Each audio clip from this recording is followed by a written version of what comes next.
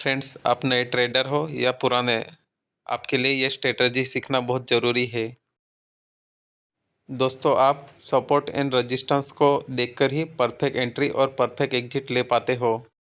Support and resistance का इस्तेमाल आप ऑप्शन ट्रेडिंग में कर सकते हो, इंट्राडे ट्रेडिंग में स्कैल्पिंग ट्रेडिंग में कर सकते हो। चाहे जो भी आप ट्रेडिंग करते हो उसमें आप इसका यूज करते हो। आज हम सपोर्ट और रेजिस्टेंस को ड्रॉ करके कब कब एंट्री लेनी है और कब कब एग्जिट लेना है वो सीखेंगे। ये वीडियो बहुत इंपॉर्टेंट होने वाला है, इसलिए ज़रा भी स्किप मत करना। सबसे पहले हम सपोर्ट एंड रेजिस्टेंस सीखेंगे। आखिर सपोर्ट एंड रेजिस्टेंस है क्या?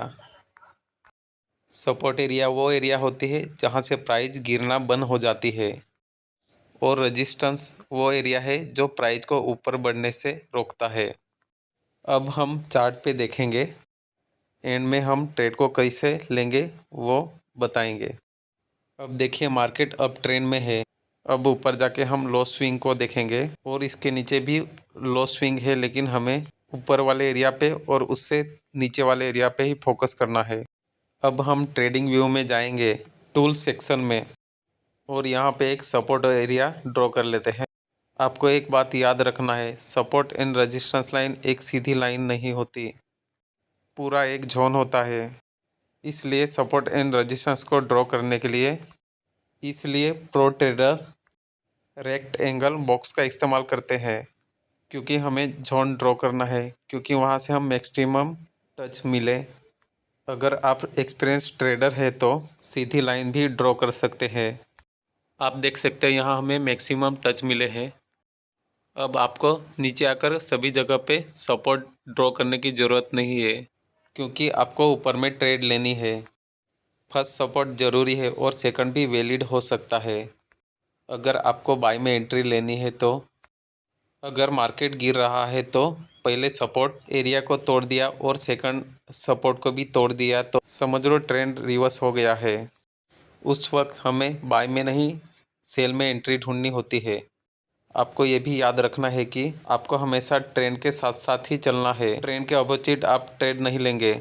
समझो हमारे पास ये एक चार्ट है, लोग अपने एनालिसिस के बेसिस पे यहाँ पे एरिया ड्रॉ कर लेते हैं, जैसे कि हमने कर लिए। सपोर्ट एंड रेजिस्टेंस जहाँ जहाँ दिखा हमने मार्क कर लिया। ऐसे में मार्क करने के फ़ायदे और कन्फ्यूजन ज़्यादा हो जाता है। जैसे कि मार्केट अप ट्रेंड में था, इस रेजिस्टेंस एरिया को ब्रेक करती है, बायर को फेक ब्रेकआउट में फंसाकर नीचे सपोर्ट एरिया पर आ जाती है। जिन लोगों ने इस एरिया पे सेल किया वो सपोर्ट एरिया पे प्रॉफिट बुक कर चुके होंगे। इसमें कभी कभी बिगिनर का फ़ायदा भी हो जाता है। फ्रेंड्स, मार्केट कभी अप ट्रेंड में होता है तो वहाँ पे सपोर्ट जोन बहुत ताकतवर होता है, आपके रेजिस्टेंस एरिया बहुत कमज़ोर होती है।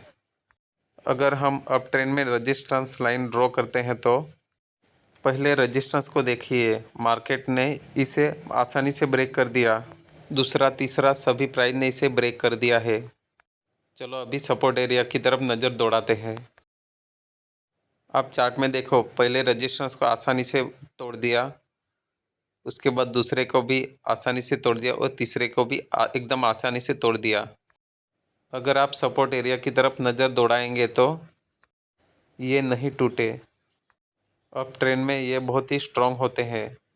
मार्केट के नीचे वाले एरिया को तोड़ देता है तो इसके नीचे आने के चांसेस बहुत ज़्यादा है।